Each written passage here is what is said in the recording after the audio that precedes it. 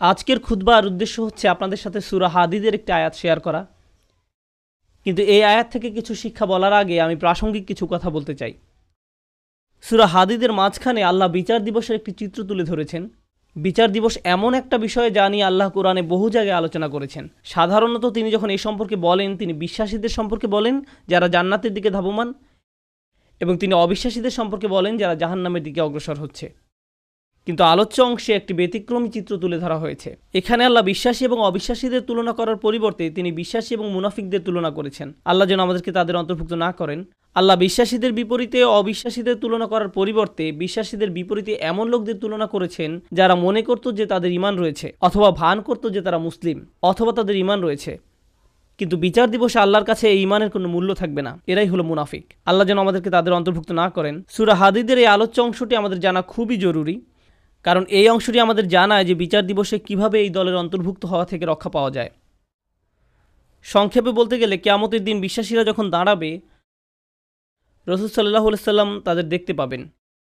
ইয়াউমা তারা, তিনি দেখতে পাবেন মানে রাসূল সাল্লাল্লাহু আলাইহি সাল্লাম দেখতে পাবেন আল মুমিনিনা ওয়াল মুমিনাত, বিশ্বাসী নারী এবং পুরুষদেরকে। ইয়াসআ নূরুহুম বাইনা আইদিহিম ওয়া বিআইমানিহিম, তাদের সম্মুখ ভাগে এবং ডান পাশে তাদের নূর ছোটাছুটি করবে।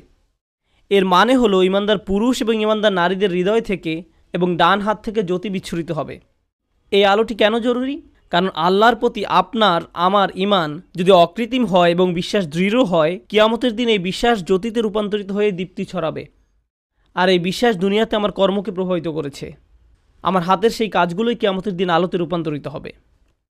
সেদিন আমাদের কাছে দুটো আলো থাকবে। শেষ বিচারের দিনটি হবে নিকষ কালো একটি দিন। আধারে ঢাকা বিস্তীর্ণ পথ পাড়ি দিয়ে আমাদেরকে জান্নাতে পৌঁছাতে হবে, এবং সুদীর্ঘ পথ পাড়ি দিতে সবার আলো প্রয়োজন হবে। কিছু কিছু ব্যক্তির আলো হবে অনেক প্রখর। রাসূলুল্লাহ সাল্লাল্লাহু আলাইহি সাল্লাম বলছেন তাদের আলো এত লম্বা হবে যে সেই আলো এক শহর থেকে আরেক শহর পর্যন্ত বিস্তৃত হবে। আবার কারো কারো আলো হবে অত্যন্ত অনুজ্জ্বল। সেই টিমটিমে আলোতে নিজের পা কোথায় ফেলছে কোনো মতে সেটুকুই শুধু দেখা যাবে। তাহলে মানুষ বিভিন্ন মাত্রায় আলো নিয়ে যখন জেগে উঠবে এবং জান্নাতের পথে যাত্রা শুরু করবে, তখন আল্লাহ তাআলার পক্ষ থেকে অভিনন্দন জানানো হবে, কারণ অন্তত তাদের নিজস্ব কিছু আলো রয়েছে। আর অনেকের তো কোনো আলোই নেই, তাই তাদের জান্নাতে যাওয়ার কোনো সুযোগ নেই। আল্লাহ বলবেন, বুশরাকুমুল ইয়াউম জান্নাতুন তাজরি মিন তাহতিহাল আনহার, আল্লাহ বলবেন আজ তোমাদের জন্য সুসংবাদ জান্নাতের, যার তলদেশ দিয়ে নদী প্রবাহিত। তোমাদের সামনেই এটা আছে, হাঁটতে থাকো, চলতে থাকো। পরবর্তী আয়াতে আল্লাহ অন্য একদল লোকের কথা বলেন যারা জেগে ওঠার পর গভীর বিস্ময় আবিষ্কার করবে পথ চলার জন্য তাদের নিজস্ব কোনো আলো নেই। চারপাশ গভীর অন্ধকার, বহু দূরে তারা দেখবে কিছু আলো। আপনারা দৃশ্যটা কল্পনা করতে পারেন, চারপাশ গভীর অন্ধকারচ্ছন্ন, আর বহু দূর থেকে তারা দেখবে কিছু মানুষ আলো নিয়ে এগিয়ে যাচ্ছে। তারা হয়তো মানুষ দেখতে পাবে না, শুধু আলোর বিচ্ছুরণ দেখা যায়। তখন তারা ভাববে আমাদেরকে দ্রুত তাদের কাছে পৌঁছতে হবে, কারণ আলোটা ধীরে ধীরে হারিয়ে যাচ্ছে। তো সেই মুনাফিকরা কিয়ামতের দিন এইরকম একটি তমসাচ্ছন্ন পরিস্থিতিতে জেগে উঠবে, আর তারা বিশ্বাসীদের আলো দেখে তাদের ধরার চেষ্টা করবে, কারণ তাদের নিজস্ব কোনো আলো থাকবে না। তারা জেগে উঠে গভীর বিস্ময় আবিষ্কার করবে তাদের সাহায্য করার মতো কিছুই নেই। ইয়াকুলুল মুনাফিকুনা ওয়াল মুনাফিকাত লিল্লাযিনা আমানু নজুরুনা নাকতাবিস মিন নূরিকুম, যেদিন মুনাফিক পুরুষ এবং মুনাফিক নারীরা মুমিনদেরকে বলবে তোমরা আমাদের জন্য অপেক্ষা করো, আমরাও কিছু আলো নিব তোমাদের জ্যোতি থেকে, আমরাও কিছু আলো নিব তোমাদের জ্যোতি থেকে। ইকতিবাস শব্দ দ্বারা বোঝায়, যেমন আগের দিনে আপনার হাতে মশাল থাকতো আর অন্যজনের আগুন থেকে নিজের মশাল জ্বালিয়ে নিতেন, সেরকম। তাই তারা ভাবলো আমরা তোমাদের থেকে কিছুটা আলো ধার নেব, তোমাদেরটা নিয়ে যাব না, একটু থামো, আমাদেরকে সাহায্য করো। তখন মুনাফিকদেরকে বলা হবে ইরজিউ ওয়ারাআকুম, তোমরা পিছনে ফিরে যাও, পিছনে ফিরে যাও ফালতামিসু নূরা, এবং আলোর খোঁজ করো, আমরা তোমাদের সাহায্য করব না। হাসরের ময়দান হচ্ছে এমন ভয়াবহ একটি জায়গা যেখানে জন্মদাত্রী মা নিজ সন্তানকে পর্যন্ত অগ্রাহ্য করবে। ভাই বোন, স্বামী স্ত্রী, বাবা মা, আত্মীয় স্বজন, প্রাণের বন্ধু, এই সব পার্থিব সম্পর্কগুলো ছিন্ন হবে। প্রতিটি মানুষ শুধুমাত্র নিজেকে বাঁচাতে উদ্বিগ্ন থাকবে, কেউ এমনকি পিছনে ফিরেও তাকাবে না। তোমরা পিছনে ফিরে যাও এবং আলোর খোঁজ করো, পিছনে ফিরে যাও এক প্রকার ব্যঙ্গাত্মক মন্তব্য, মানে দুনিয়াতে ফেরত যাও এবং আলোর সন্ধান করো। কারণ কেউ যদি দুনিয়াতে তার ঈমান ও কর্ম দিয়ে আলো সংগ্রহ না করে থাকে, তাহলে সেদিন তার নিজস্ব কোনো আলোই থাকবে না। ফালতামিসু নূরা, আলো সংগ্রহ করার একমাত্র জায়গা হলো এই দুনিয়া। তারপরেও মুনাফিকরা মুসলমানদেরকে ধরার চেষ্টা করবে। এভাবে যখন তারা বিশ্বাসীদের নিকটবর্তী হবে, ফাদুরিবা বাইনাহুম বিসুরিন লাহু বাব, ঠিক এমন একটি মুহূর্তে দুই দলের মাঝে একটি বৃহৎ প্রকাণ্ড দেয়াল নেমে আসবে, যার একটি দরজা থাকবে। এই দরজা সম্পর্কে আমরা অন্য সময় আলোচনা করব। আল্লাহ বলেন অতঃপর উভয় দলের মাঝখানে খাড়া করা হবে একটা প্রাচীর, ফলে এখন তারা ধরার চেষ্টা করলেও পারবে না। দেয়ালটি খাড়া হওয়ার পর আল্লাহ বলেন, দেয়ালের অন্য পাশে যে 5টা মুনাফিকরা দেখতে পাবে না, সেখানে থাকবে আল্লাহর করুণা, দয়া এবং মমতা। আর অপর দিকে থাকবে কঠোর শাস্তি এবং অন্ধকার। কঠোর শাস্তি এবং অন্ধকার। তাহলে এখন শুধু অন্ধকারই নয়, রয়েছে বিশাল এক দেয়াল, ফলে তাদের পালানোর আর কোনো জায়গা নেই। আর পেছনে দেখতে পাবে শাস্তি তাদেরকে আচ্ছন্ন করার জন্য এগিয়ে আসছে। তখন এই মুনাফিকরা, আল্লাহ আমাদের তাদের অন্তর্ভুক্ত না করুন, মুনাফিকরা মরিয়া হয়ে বলবে, ألم نكن معكم আমরা কি তোমাদের সাথে ছিলাম না? লক্ষ্য করুন, মুনাফিকরা অপর পাশে থাকা মুমিনদেরকে ডাকছে। স্পষ্টতই দরজা এই পাশ থেকে খোলা যায় না। আরে দরজাটা খোলো না, আমরা তো তোমাদের সাথেই থাকতাম। এভাবে মরিয়া হয়ে ডাকা হবে। সামনে অগ্রসর হওয়ার পূর্বে এটা বোঝা গুরুত্বপূর্ণ। এই কারণেই আমি আজকের খুতবার জন্য এই আয়াতটি পছন্দ করেছি। এই বাক্যটার কারণে, আলাম নাকুম মাকুম, আমরা কি তোমাদের সাথে ছিলাম না? ব্যাপারটা হলো, এই লোকগুলো যারা দেয়ালের ভয়ঙ্কর পাশে থেকে গেছে, যারা মরিয়া হয়ে আছে, যাদের নিজস্ব কোনো আলো নেই, তারা ভাবতো তারাও মুমিনদের অন্তর্ভুক্ত। তারা এটা নিয়ে খুবই আত্মবিশ্বাসী ছিল। এত আত্মবিশ্বাসী ছিল যে তারা কিয়ামতের দিনও সেই কথা বলছে, আমরা তোমাদের সাথে নামাজ পড়তাম, তোমাদের সাথে ব্যবসা করতাম, বন্ধু ছিলাম, আত্মীয়তার সম্পর্ক ছিল, চাচাতো মামাতো ভাই বোন ছিলাম, আমরা তো একই কলেজে ভার্সিটিতে গিয়েছি। কেন আজ আমরা বিচ্ছিন্ন? কেন এই সম্পর্ক ছেদ ঘটছে আজকে? এখন অপর পাশে অবস্থিত মুমিনরা নিজেদেরকে নিরাপদ মনে করছে। দেয়াল স্থাপিত হওয়ার কারণে এই পাশের মুনাফিকরা চরম আতঙ্কগ্রস্ত হয়ে পড়ল। অন্যদিকে অপর পাশে অবস্থিত মুমিনরা নিজেদেরকে অনেক বেশি নিরাপদ মনে করছে। তাদের আর কোনো তাড়াহুড়ার প্রয়োজন নেই, কারণ এখন সম্পূর্ণ নিরাপদ। এখন তারা সময় নিয়ে মুনাফিকদের উত্তর দিচ্ছে, এই কারণে তোমরা আজ আমাদের সাথে নেই। জান্নাতি লোকেরা সর্বপ্রথম তাদেরকে বলেছিল, পেছনে ফিরে গিয়ে আলোর তালাশ করো, فالتمسوا نورا পেছনে ফিরে গিয়ে আলোর তালাশ করো। স্পষ্টতই তোমাদের আলো নেই। আবার মুনাফিকরা সম্পূর্ণ হতবাক, আমাদেরও তো তোমাদের মতো আলো পাওয়ার কথা ছিল। এখন জান্নাতি মানুষরা মুনাফিকদের ব্যাপারে বর্ণনা করবে, এই লোকগুলোর তো আলো ছিল, তাদের বিশ্বাস ছিল, এই লোকগুলোর তো আলো ছিল, কিভাবে তারা এটা হারালো? কিভাবে তারা কিয়ামতের দিন সম্পূর্ণ দেউলিয়া হয়ে পড়ল? এই আয়াতটি বিশেষভাবে নিগুড় একটি আয়াত। এই আয়াতে বর্ণিত হয়েছে কিভাবে একজন মুমিন ক্রমে ক্রমে ঈমান হারায়, কিভাবে একজন মানুষ ঈমানের মতো মহামূল্যবান জিনিস পাওয়ার পরেও পরিশেষে তা হারিয়ে ফেলে। রাতারাতি কোনো ব্যক্তির ঈমান ধ্বংস হয়ে যায় না। একদিন সকালে ঘুম থেকে উঠে কোনো ঈমানদার ব্যক্তি মুনাফিক হয়ে যায় না। এটা একটা পর্যায়ক্রমিক প্রক্রিয়া। এই প্রক্রিয়াটি এই নিরন্তর বাণীতে প্রকাশিত হয়েছে, বালা, অবশ্যই তোমরা আমাদের সাথে ছিলে, ওয়ালাকিন্নাকুম ফাতানতুম আনফুসাকুম। আমি প্রথমে সহজ অনুবাদ বলছি, পরে ব্যাখ্যা করব। ওয়ালাকিন্নাকুম ফাতানতুম আনফুসাকুম। 1 নম্বর, তোমরা নিজেরাই নিজেদের বিপদগ্রস্ত করেছ। আরবিতে ফাতানা শব্দটির অর্থ হচ্ছে কোনো কিছুতে পরীক্ষাতে ফেলা। স্বর্ণ গলিয়ে তার খাদ ফেলে দিয়ে ধীরে ধীরে বিশুদ্ধ করার প্রক্রিয়াটিকেও ফাতানা বলা হয়। স্বর্ণ নিখাত করার প্রক্রিয়াটি কিন্তু সহজ নয়, বরং এটি একটি যন্ত্রণাদায়ক দহন প্রক্রিয়া। ফাতানতুম আনফুসাকুম এর অনেকগুলো ব্যাখ্যা আছে, তবে আজকের খুতবার জন্য একটা বিষয়কে হাইলাইট করব। তুমি নিজেকে বারংবার জেনে বুঝে এমন পরিস্থিতিতে ফেলেছ যেখানে তোমার ঈমান পদে পদে কঠিন পরীক্ষার সম্মুখীন হবে। এখানে জিনিসটা বোঝার চেষ্টা করুন, ঈমানের জন্য ক্ষতিকর হবে জেনেও আপনি বারবার নিজেকে এমন পরিবেশের সম্মুখীন করেছেন এবং নিজেকে বুঝিয়েছেন আমি এটা সামলে নিতে পারবো। আপনি নিজেকে এমন সব বন্ধু, আত্মীয় স্বজন দিয়ে পরিবেষ্টিত করে রেখেছেন যারা খারাপ কাজ করে, খারাপ কথা বলে, অশ্লীল জিনিস দেখে, কিন্তু আপনি নিজেকে বুঝিয়েছেন আমি তাদের মতো না। আপনি বারবার ওই সব পরিবেশে যেতেন, আপনি এমন সব আড্ডায়, জায়গায়, পরিস্থিতিতে দিনের পর দিন, মাসের পর মাস, বছরের পর বছর মিশেছেন। আপনি নিজেকে প্রবোধ দিয়েছেন এইসব আমার উপরে কোনো প্রভাব ফেলবে না, সবাইকে প্রভাবিত করলেও আমাকে করবে না। এমনিতেই তারা ঈমান হারা হয়ে যায়নি। ঈমান ধ্বংসের প্রথম ধাপটি হচ্ছে অসৎসঙ্গ। তারা নিজেদেরকে সন্দেহজনক পরিস্থিতিতে ফেলে রাখত, আর তারা ভাবতো এতে তাদের উপর কোনো প্রভাবই ফেলবে না। আমি একটি হালকা উদাহরণ দিব, আশা করি পয়েন্টটা আপনারা বুঝতে পারবেন। বাসায় যখন অনেক তেল মশলা দিয়ে রান্না করেন, তখন সারা বাড়িতে সেই গন্ধে ভরে যায়। আপনি বাসার ভেতর থেকে সেই গন্ধ বুঝতে পারবেন না, কিন্তু যখন বাইরে থেকে একজন বাসায় প্রবেশ করে, বিশেষত কোনো আরব যদি আসে, সে ভাবে যে কোনো দূষিত পরিবেশে এসে পড়েছে। কয়েক ঘন্টা পার হওয়ার পর সে অভ্যস্ত হয়ে যায়, শুধু অক্সিজেন মনে হয়।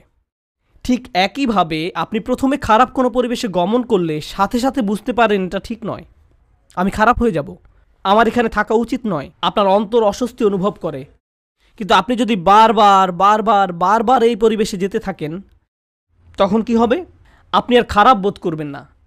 কেউ যদি জীবনে প্রথমবার কোনো ধূমপায়ীর পাশে বসে, তখন সিগারেটের গন্ধে সে কাশতে থাকবে, চোখ দিয়ে পানি আসবে, ফ্রেশ বাতাসের জন্য ছটফট করবে এবং সে দ্রুত সেই জায়গা ছেড়ে চলে যেতে চাইবে। বছরখানেক পর এটাই তাদের অক্সিজেনে পরিণত হয়। সিগারেট ছাড়া তারা নিঃশ্বাসও নিতে পারে না। তাহলে প্রথম সমস্যা হলো আপনি নিজেকে অসৎ পরিবেশে ফেলে রাখেন। ফাতানতুম আনফুসাকুম। দ্বিতীয় সমস্যাটি কী ছিল? দ্বিতীয় সমস্যাটি ছিল ওয়াতারাব্বাস্তুম। তোমরা প্রতীক্ষা করেছ, দীর্ঘসূত্রিতা করেছ। এখানে দীর্ঘসূত্রিতা বলতে কি বোঝানো হচ্ছে? আপনি বুঝতে পেরেছিলেন যে এটা খারাপ, আপনার নিজের বিবেকের মাধ্যমে আপনি বুঝতে পেরেছিলেন যে আমার নিজেকে পরিবর্তন করা উচিত, কিন্তু নিজেকে বুঝিয়েছেন ইনশাআল্লাহ আমি খুব দ্রুত নিজেকে পরিবর্তন করব। আমি জানি নিজেকে পাল্টাতে হবে, আমি জানি এটা খারাপ, শুধু এই সপ্তাহ পরেই আমি সম্পূর্ণ ভিন্ন মানুষে পরিণত হব। বেশি না, আর একটা সেমিস্টার 2 মাস ওই বকে যাওয়া বন্ধুদের সাথে থাকবো, তারপর আমি অন্য কোর্স নিব। এখন ওদেরকে রাগানো ঠিক হবে না। আমি জানি এটা খারাপ, শুধু এই 1 মাস আমি এসব করব। আর এই 1 সপ্তাহ, এই আর 1টা বা 2টা পার্টি, 1টা 2টা ড্রিঙ্কস, এভাবে আপনি নিজেকে বলতে থাকেন। আর সামান্য একটু এই 9-10 মাস পরেই তো রমজানে সব ছেড়ে দিব, পুরাই চেঞ্জ হয়ে যাব। আমার প্ল্যান আছে হজে যাওয়ার। হজ থেকে আসার পর দেখবেন আমি কেমন ভালো মানুষে পরিণত হই। এভাবে আপনি নিজেকে বলতে থাকেন আর সামান্য একটু, কিন্তু সে পর্যন্ত আমার জন্য দোয়া করতে থাকুন। ওয়াতারাব্বাস্তুম। এই মুহূর্ত থেকে নিজেকে পরিবর্তন করতে চান না, আপনি নিজেকে শুধু খারাপ পরিবেশে ফেলেই রাখছেন না, এখনও নিজেকে পরিবর্তনের জন্য কোনো পদক্ষেপ নিতেও প্রস্তুত নন। মনে হচ্ছে আপনার কাছ থেকে অনেক বেশি কিছু চাওয়া হচ্ছে। যেভাবে আছেন সেভাবেই থাকতে চান, আরও কিছু খারাপ উপভোগ করতে চান। এটাই ওয়াতারাব্বাস্তুম। আপনি ধারণা করে আছেন, আপনার প্রথম ধারণা ছিল আমি খারাপ পরিবেশে থাকলেও এটা আমার উপর কোনো প্রভাব ফেলতে পারবে না। সময়ের সাথে সাথে ভয়ঙ্কর খারাপ কিছু আপনার কাছে স্বাভাবিক হয়ে যায়। এখন অতারাব্বাস্তুম বা অপেক্ষা করতে থাকা, দীর্ঘসূত্রিতা করার প্রভাব কি? আপনি ভাবছিলেন আপনি যে কোনো সময় এই খারাপ কর্ম পরিত্যাগ করতে পারবেন, সব খারাপ সঙ্গ থেকে যে কোনো সময় সরে আসতে পারবেন। আরে আমি তো আর আসক্ত না, আমার তো আর এটার দরকার নেই, আমি তো আর এর সাথে আটকে যাইনি, যখন তখন বেরিয়ে যেতে পারবো। কিন্তু বাস্তবতা এটা নয়। যত বেশি সময় আপনি এর সাথে জড়িয়ে থাকবেন, আপনি তত বেশি এতে আসক্ত হবেন। তারপর এর থেকে বেরিয়ে যাওয়া অসম্ভব হয়ে পড়ে। আপনি আষ্টেপৃষ্ঠে মাথা পড়েন, সম্পূর্ণ ডুবন্ত অবস্থায় নিজেকে আবিষ্কার করেন। আপনি এখন জানেনও না এই পরিবেশের বাইরে সুস্থ জীবনের মানে কি। এরপর আপনি নিজেকে বলতে শুরু করেন, অনেক দেরি হয়ে গেছে, আর সম্ভব না। এরকম ঘটার পর এক অপরাধ বোধের জন্ম নিবে। আমি বহুদিন ধরে এত পাপ কাজ করে আসছি, আমার আরও অনেক আগেই তওবা করা উচিত ছিল, এখন অনেক দেরি হয়ে গেছে। নিজেকে খারাপ ভাবতে অথবা মনের ভেতরে অনুশোচনা নিয়ে বেশি দিন কাটাতে কেউই পছন্দ করে না। তখন শয়তান এসে বলবে, তুমি এত অপরাধ বোধে ভুগছো কেন? তোমার তো কোনো দোষ নেই। এই ইসলাম নামের জিনিসটাই তোমার মনের ভেতর যত অপরাধ বোধের জন্ম দিয়েছে। এই ইসলাম বলছে এটা হারাম, ওটা গুনাহ, এভাবে কথা বলবে না, ওটা খেও না, অমুকটা দেখো না, ওখানে যেও না। এই ইসলাম তোমাকে নিজের সম্পর্কে খারাপ ধারণা দিচ্ছে। আচ্ছা, এই ইসলাম যে এত কঠিন সব নিয়মকানুন মেনে চলতে বলছে, এটা সত্য কিনা তুমি কি নিশ্চিত? শয়তানের ওয়াসওয়াসা শুনে বিভ্রান্ত ব্যক্তি ভাবতে থাকে, আমি আসলে কেন ইসলামে বিশ্বাস করি? মনে হয় যেন ইসলাম চায় না আমি আনন্দে থাকি। আমি শুধু আমার জীবন উপভোগ করতে চাই, আমি সুখী হতে চাই, আমি স্বাধীনভাবে বন্ধুবান্ধবের সাথে মৌজ মাস্তি করতে চাই, জীবনকে সর্বোচ্চ উপভোগ করতে চাই। আমি তো এমনিতেই কোরআনের সত্যতা সম্পর্কে নিশ্চিত নই। আল্লাহ বলে কেউ আছে কিনা এই ব্যাপারে আমার সন্দেহ আছে। এই কোরআন হাদিস কতটা নির্ভরযোগ্য? আমাদের আশেপাশে এরকম বিভ্রান্ত অবস্থায় অনেক আব্দুল্লাহ, জয়নব, আলী, ফাতিমা, আব্দুল করিম, আহমেদ, রুকাইয়া তরুণ তরুণীর আমরা দেখতে পাই। তারা খুব নির্ভীকভাবে বলে, ইসলাম নিয়ে আমার মনে অনেক সন্দেহ আছে। আর এই মানুষগুলো এমন নয় যে তাদের দর্শনশাস্ত্রে পিএইচডি রয়েছে বা ইসলামের ইতিহাসে ব্যাপক জ্ঞান রয়েছে, কিংবা এসব বিষয়ে বহুদিনের অধ্যয়নের ফলে তাদের মনে ধীরে ধীরে সংশয়ের জন্ম নিয়েছে। আসল ব্যাপার তা নয়। এরা নিজেদের জন্য জেনে বুঝে খারাপ সঙ্গ এবং অসৎ পরিবেশ বেছে নিয়েছিল। আমি এমন শত শত মানুষের সাথে কথা বলেছি, তারা আক্ষরিক অর্থে এই আয়াতের ভিতরে জীবনযাপন করছে। তোমরা নিজেরাই নিজেদেরকে বিপদগ্রস্ত করেছ, প্রতীক্ষা করেছ, সন্দেহ পোষণ করেছ এবং অলিক আশার পেছনে বিভ্রান্ত হয়েছ। অবশেষে আল্লাহর আদেশ এসে পৌঁছেছে। তারপর এক সময় তারা ধর্ম নিয়ে সন্দেহ পোষণ করতে থাকে, কিন্তু তাদের এই সন্দেহের সাথে যুক্তি বা বুদ্ধির কোনো সম্পর্ক নেই। ওয়ারতাবতুম, সন্দেহ পোষণ করেছে। জানেন সন্দেহ কি করে? সন্দেহ প্রথমে তাদের ইসলামের গণ্ডি থেকে বের করে দিবে। তারা এভাবে নিজেকে সান্ত্বনা দিবে, এটা তো আসলে পুরোপুরি সত্য না, সুতরাং এটা না মানার কারণে আমার খারাপ অনুভব করার দরকার নেই। যখন তাদের মনে সন্দেহ দানা বাঁধতে থাকে এবং সময়ের সাথে সাথে সেই দানা দেয়ালে পরিণত হয়, তখন তারা এই দেয়ালের আড়ালে নিজেকে লুকাবে এবং নানা প্রকারের অনৈতিক কাজের বৈধতা দেবে। একবার যখন তারা এই পর্যায়ে এসে উপনীত হবে, তখন দুটো জিনিস তাদের কাছ থেকে তুলে নেওয়া হবে। জান্নাতের আকাঙ্ক্ষা কেড়ে নেওয়া হবে, আল্লাহর সন্তুষ্টি লাভের আকাঙ্ক্ষা কেড়ে নেওয়া হবে, অন্তরে সেই বিশেষ নূর ধারণ, স্পৃহা, এইসব কিছু চাওয়ার বাসনা হারাবে। তাদের এই দুনিয়াতেই সেটা নেই। যে লোক আল্লাহর নিকট থেকে সেই সফলতা পেতে চায়, আল্লাহ তাদেরকে এই দুনিয়াতেই তা দিবেন, কিন্তু সেই আকাঙ্ক্ষা তো এখন আর অবশিষ্ট নেই। তাদের এই সম্পর্কে সন্দেহ রয়েছে। 2 নাম্বার, জাহান্নামের ভয় হারাবে। এই দুইটা জিনিস তারা হারাবে, আল্লাহর সন্তুষ্টি লাভের প্রত্যাশা এবং জাহান্নামের আতঙ্ক। এই ব্যক্তির কাছে এখন কিয়ামত বা বিচার দিবসের কোনো মূল্য নেই। কেউ তার সামনে জান্নাত, জাহান্নাম, শেষ বিচারের কথা বললে এটা তার কাছে তামাশা মনে হয় এবং এমনকি এইসব নিয়ে হাসি ঠাট্টা করবে। যখন কারো অন্তর থেকে আখিরাতের প্রাপ্তির আশা হারিয়ে যায় এবং জাহান্নামের শাস্তির ভয় মন থেকে দূর হয়ে যায়, তখন কি হয় জানেন? তখন তার কাছে শুধু একটা জিনিসই গুরুত্ব পায়, দুনিয়া। মনে প্রাণে পুরোপুরি দুনিয়ামুখী হয়ে যায়। যেহেতু পরকাল বলে কিছু নেই, তাই এই দুনিয়াতেই যা কিছু করার পাবার জন্য মরিয়া হয়ে যেতে হবে। অর্থ, বিত্ত, সাফল্য, সম্পদ, জনপ্রিয়তা, বিনোদন, মৌজ মাস্তি, সব ধরনের ম্যাটেরিয়াল থিং যে কোনোভাবে যে কোনো পথে অর্জন করাটাই মুখ্য ব্যাপার হয়ে দাঁড়াবে। সে ভাববে দুনিয়া দিয়ে এইসব প্রাপ্তির ভিতরে রয়েছে সব আনন্দ এবং চূড়ান্ত মানসিক তৃপ্তি, মৌজ মাস্তি, সব ধরনের ম্যাটেরিয়াল থিং। তাই পরবর্তী ধাপটা হচ্ছে অগর্রাতকুমুল আমানিয়্যু, অলিক আশার পেছনে বিভ্রান্ত হয়েছে। সে মিথ্যা আশার পেছনে ছুটেছে এবং মনে করেছে পার্থিব অর্জন তাকে সুখী করবে। সে তার সম্পূর্ণ জীবন শুধু এই লক্ষ্যেই ব্যয় করেছে। সে মনে করেছিল এই সব কিছু তাকে তার লক্ষ্যে পৌঁছে দেবে। কারোর জন্য সেটা হয় পরবর্তী কোনো মুভি, কারোর জন্য কোনো খেলনা, কারোর জন্য নেক্সট স্মার্টফোন। যেমন কোনো স্টার ওয়ার মুভি বের হলে টিকিটের লাইনে হজের ভিসার লাইনের চেয়েও লম্বা লাইন হয়, কারণ তাকে এখনই এটা দেখতে হবে, এখনই এটা দেখতে হবে। যদি এখন না দেখা হয়, জীবন তো তাহলে পুরাই ব্যর্থ। এখনই এটা দেখতে হবে। যদি মুক্তি পাওয়ার রাতে না দেখা হয়, জীবনের তো তাহলে কোনো মূল্যই থাকে না। তাই এখনই দেখতে হবে। এরপর সে ভেবেছিল এই মুভি দেখলে তা হয়তো তাকে এক ধরনের মানসিক পরিপূর্ণতা দিবে, যা সে কোথাও পায়নি। হল থেকে বের হয়ে এসে চোখ বড় বড় করে বলে, এটা দারুণ ছিল। পরক্ষণে আবার বিষণ্ণ হয়ে যাবে। নিজেকে প্রশ্ন করবে, এখন কি করব? আবার দেখব মুভিটা? এটা দারুণ ছিল। প্রথমবারের মতো অতটা ভালো না লাগলেও মোটামুটি ভালো লাগবে, কারণ যে জিনিসটা তাদের প্রকৃত শান্তি দেওয়ার কথা, আল্লাহর সন্তুষ্টির অন্বেষণ, সেটা তো আর জীবনের লক্ষ্য নয়। সেই ইচ্ছাটাও আর অবশিষ্ট নেই। অগর্রাতকুমুল আমানিয়্যু হাত্তা জাআ আমরুল্লাহ, অবশেষে আল্লাহর আদেশ এসে পৌঁছেছে। বিশ্বাসীদের মতে এটাই ছিল তার জীবন। মুমিনরা বলবে এটাই তার জীবন, যারা তাদের ঈমান হারিয়ে ফেলেছিল, যেটা শুরু হয়েছিল আপাত দৃষ্টিতে একটা ছোট পদক্ষেপ থেকে, অসৎসঙ্গ, এবং সেখান থেকে এটা একটা অটোমেটিক ডাউনওয়ার্ড স্পাইরাল সিঁড়ি, শুধুই নিচের দিকে নেমে যাওয়া। তারপর তার মনে সন্দেহ দানা বাঁধতে শুরু করে। এরপর সে তার গোটা জীবন শুধু কামনা বাসনা চরিতার্থ করে এবং দুনিয়াবি অর্জনের পিছনে ব্যয় করে। অগররকুম বিল্লাহিল গরুর। তারপর আল্লাহ বলেন চূড়ান্ত প্রতারক। এখানে গরুর শব্দটি মুবালাগা। চূড়ান্ত প্রতারক যে সফলভাবে তোমাদের প্রতারিত করে। সেদিন ঈমানদাররা দেয়ালের অপর পাশের মুনাফিকদের এটাই বলবে। এটা একটা ভয়ানক দৃশ্য যা কোরআনে বর্ণিত হয়েছে। দেয়ালের এক পাশে দাঁড়িয়ে মুনাফিকরা ভাবছে কেন আমাদের অপর পাশে যেতে দেয়া হচ্ছে না, কেন তারা দেয়ালের ওই পারে আটকে গেছে। তখন দেয়ালের অপর পাশ থেকে বিশ্বাসী সাথীরা ধাপে ধাপে ধাপে বর্ণনা করবে কেন তারা দেয়ালের ওই পারে আটকে গেছে। আর কোরআনের এই বর্ণনাটি আপনার আমার জন্য আল্লাহর পক্ষ থেকে একটা উপহার। এটা একটা উপহার যে কিয়ামতের দিবসে সেই ভয়াবহ চিত্রটি এখানে তুলে ধরা হয়েছে। আমার এখন জানাই উত্তম, কারণ সেদিন আমি এই পরিস্থিতিতে পড়তে চাই না। তখন জেনে দিশেহারা, আতঙ্কিত, আশাহত হয়ে পড়তে চাই না। কেন আমি আল্লাহ প্রদত্ত ঈমান হারিয়ে ফেললাম? আপনারা যারা এখানে বসে আছেন, সকল ঈমানদারের অন্তরে আল্লাহ আলো দিয়েছেন। আল্লাহ আমাদের এটা দিয়েছেন। এখন প্রশ্ন হচ্ছে আমরা এই নূরকে অন্তরে ধারণ করতে পারছি কিনা। আমাদের নিজেদের দিকে তাকিয়ে দেখতে হবে আমরা কোথায় আছি। কেউ কেউ হয়তো অসৎ সঙ্গের ফিতনার সাথে জড়িয়ে আছি। হতে পারে আপনি মাত্র প্রথম ধাপে আছেন আর ভাবছেন যাক না আরও কিছুদিন। হয়তো এটা এমনও হতে পারে আপনি এখন শেষ ধাপে আছেন। তাই শুধু দুনিয়াবি জিনিসের মাঝেই আপনি চূড়ান্ত সাফল্য এবং মানসিক প্রশান্তি খুঁজে বেড়ান।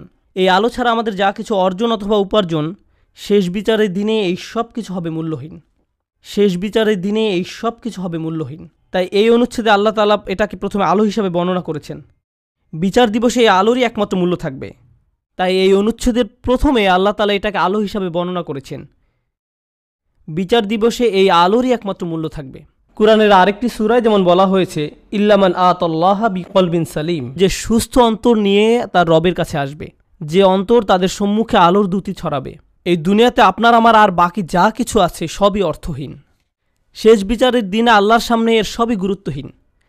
কিছুদিনের জন্য আমরা এইসব উপভোগ করতে পারি, কিন্তু যদি এর ফাঁদে আটকে যাই এবং আমাদের অন্তরের সব জায়গা দখল করে নেয়, অন্তরে আর কোনো জায়গা বাকি থাকবে না। আর তাই এর পরের আয়াতে আল্লাহ তাআলা বলছেন ফালিয়াউমা লা ইউখাযু মিনকুম ফিদিয়াতুন ওয়ালা মিনাল্লাযীনা কাফারু মাওয়াকুমুন নার হিয়া মাওলাকুম ওয়া বিইসাল মাসির। আজকে তোমাদের কাছ থেকে কোনো মুক্তিপণ, কোনো ক্ষতিপূরণ গ্রহণ করা হবে না। কোনো কিছু বন্ধক দেওয়ার চেষ্টা করো না। আজকে ওই দরজাগুলোতে তোমাদের প্রবেশাধিকার নিষিদ্ধ। কোনো ধরনের জরিমানা বা মুক্তিপণ দিয়ে দরজাগুলোর ওই পাশে যাওয়ার কোনো সুযোগ নেই। তোমাদের থেকে নয়, কাফেরদের থেকেও নয়। এই আয়াতের ভীতিকর দিক হলো লা ইউখাযু মিনকুম ফিদিয়াতুন ওয়ালা মিনাল্লাযীনা কাফারু। আজকে তোমাদের এবং কাফেরদের একই পরিণতি। আপনি এবং কাফেররা আজ একই দলে পড়ে গেছেন। আমি তোমাদের নিকট থেকে কোনো মুক্তিপণ গ্রহণ করব না, কাফেরদের থেকেও নয়। তোমাদের সবার আবাসস্থল জাহান্নাম। কতই না নিকৃষ্ট এই প্রত্যাবর্তন স্থল। শেষ বিচারের দিবসের এই পূর্ণ চিত্রটি তুলে ধরার পর আল্লাহ সুবহানাহু ওয়া তাআলা এভাবে উপসংহার টানেন। আমিও এই আয়াত দিয়ে আজকের আলোচনা সমাপ্তি টানব এবং নিজেদের বারবার মনে করিয়ে দিব যে সেই নিম্নমুখী পথটি অনুসরণ করা যাবে না, এবং আমাদের অন্তরে যেটুকু ক্ষুদ্র আলো এখনও পর্যন্ত বর্তমান আছে তা কিভাবে দিন দিন আরও শক্তিশালী করব। আল্লাহ নিজেই বলেন আলাম ইয়ানিল্লাযীনা আমানু আন তাখশা কুলুবুহুম লিযিকরিল্লাহ, অর্থাৎ যারা মুমিন তাদের জন্য কি আল্লাহর স্মরণে এবং যে সত্য অবতীর্ণ হয়েছে তার কারণে হৃদয় বিগলিত হওয়ার সময় আসেনি? সত্যিকার অর্থে আল্লাহকে স্মরণ করলে অন্তর নরম হবে। আপনার অন্তর যত বেশি আল্লাহকে স্মরণ করবে, কারণ আল্লাহ নূরুস সামাওয়াতি ওয়াল আরদ, আল্লাহ নবমণ্ডল এবং ভূমণ্ডলের নূর। আল্লাহকে আমরা যত বেশি স্মরণ করব তত বেশি আমাদের অন্তরে নূর ধারণ করতে পারবো। তাই তিনি বলছেন আল্লাহকে স্মরণ করো। এরপর তিনি বলেন কিভাবে তুমি আল্লাহকে স্মরণ করবে। আরবিতে এটাকে আতফে বায়ান বলা হয়। ওমা নাযালা মিনাল হক, যে সত্য অবতীর্ণ হয়েছে তার কারণে হৃদয় বিগলিত হওয়া উচিত। ওহির কারণে, কোরআনের কারণে। কোরআন নিয়ে গভীর চিন্তা করুন, কোরআনের মাধ্যমে আল্লাহকে স্মরণ করুন। যখন কোরআনের আয়াত তেলাওয়াত করবেন তখন কান্নাকাটি করুন। আল্লাহ যে উপহারটি আপনাকে দান করেছেন আপনার জীবনে তার অর্থ কী তা নিয়ে চিন্তা করুন। কোরআনে শুধু আল্লাহকে জ্যোতি হিসাবে উল্লেখ করা হয়নি, কোরআনকেও জ্যোতি হিসাবে উল্লেখ করা হয়েছে। ফাআমিনু বিল্লাহি ওয়া রাসূলিহি ওয়া নূরিল্লাযী আনজালনা। কোরআনে শুধু আল্লাহকে জ্যোতি হিসাবে উল্লেখ করা হয়নি, কোরআনকেও জ্যোতি হিসাবে উল্লেখ করা হয়েছে। সরাসরি কোরআনকে নূর বা জ্যোতি বলা হয়েছে। অতএব তোমরা আল্লাহ, তার রসুল এবং অবতীর্ণ নূরের প্রতি বিশ্বাস স্থাপন করো। আপনার নিজের ব্যক্তিগত উন্নতির জন্য কোরআনের সাথে যে সময় ব্যয় করেন, যখন আমরা বসে কোরআন পড়ব, গভীরভাবে ভাবব যে আমাদের প্রভু আমাদের কি বলছেন, তাহলে এই অনুশীলন আমাদের হৃদয়কে আলোকিত করে তুলবে। আর আমাদের জীবনে এই আলোর চেয়ে দামি কোনো সম্পদের অস্তিত্ব নেই। আমরা এখন এর মূল্য বুঝতে পারছি না, কিন্তু সেদিন এর মূল্য বোঝা যাবে যেদিন আমাদের চারপাশ গহীন অন্ধকারে নিমজ্জিত থাকবে। আমাদের বক্ষ এবং ডান হাত থেকে নির্গত আলো ছাড়া আর কোনো আলো থাকবে না, কোনো আলো থাকবে না। ولا يكونوا كالذين أوتوا الكتاب من قبل فطال عليهم الأمد فقست قلوبهم وكثير منهم فاسقون। তারা তাদের মতো যেন না হয় যাদেরকে পূর্বে কিতাব দেয়া হয়েছিল, তাদের উপর সুদীর্ঘকাল অতিক্রান্ত হয়েছে, তাদের অন্তঃকরণ কঠিন হয়ে গেছে। তাদের নিকট কিতাব ছিল কিন্তু তারা এর কোনো মূল্য দেয়নি। এটা সম্ভব যে কোনো জাতির নিকট আল্লাহর কিতাব থাকতে পারে। আমাদের পূর্বে বিভিন্ন জাতির নিকট কিতাব ছিল, তাওরাত ছিল, ইনজিল ছিল, তাদের নিকট অনেক কিতাব ছিল, তারা সেটা থেকে কোনো উপকার গ্রহণ করেনি। লাম ইয়ান্তাফিউ মিনহা, তারা ওই বইগুলো থেকে কোনো উপকার নেয়নি। ওই কিতাবগুলো দিয়ে তাদের অন্তর আলোকিত করার কোনো চেষ্টা করেনি।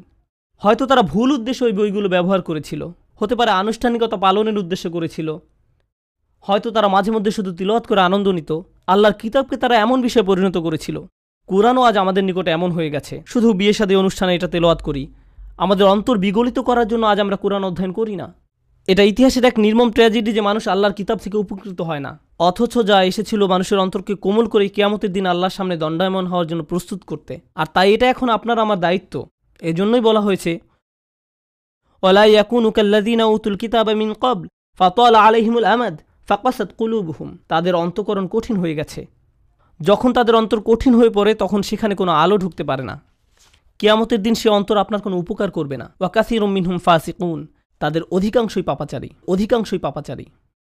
আল্লাহ আজ্জা ওয়া জাল্লা এই কয়েকটি আয়াতে একজন বিশ্বাসীর জীবনের অন্যতম গুরুত্বপূর্ণ একটি চিত্র তুলে ধরেছেন। আজকে আমি আপনি যে ঈমান ধারণ করি সেটা ধ্রুব নয়।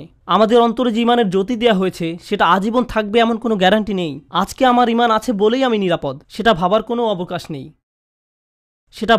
অবকাশ নেই। কেউ আমাদের মুসলিম মনে করে সালাম দেয় আর আমরাও জবাবে ওয়ালাইকুম আসসালাম বলি, ফলে আমরা মনে করি যে আমরা সবাই মুসলিম, আমাদের সবার অন্তরে আলো আছে। কিন্তু এই আয়াতগুলোর মতে কিছু মানুষ কিয়ামতের দিন জেগে উঠে হতচকিত হয়ে পড়বে, কিছু মানুষ কিয়ামতের দিন জেগে উঠে অবাক হয়ে যাবে। সে বলবে, আমি মনে করেছিলাম আমি তোমাদের সাথে, কিন্তু সে তার সাথে নয়।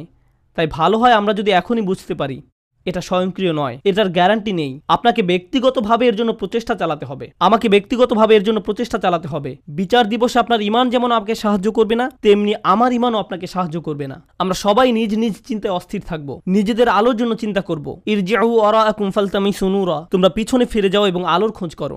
এখন আমরা একে অন্যের সাহায্য করতে পারি, এখন আমরা একে অন্যের ঈমান শক্তিশালী করার ক্ষেত্রে ভূমিকা রাখতে পারি, কিন্তু সেদিন আল্লাহর সাহায্য ছাড়া আর কোনো সাহায্য থাকবে না। আল্লাহ আজ্জা ওয়া জাল্লা আমাদেরকে তাদের অন্তর্ভুক্ত করুন যারা তাদের আলো সংরক্ষণ করবে।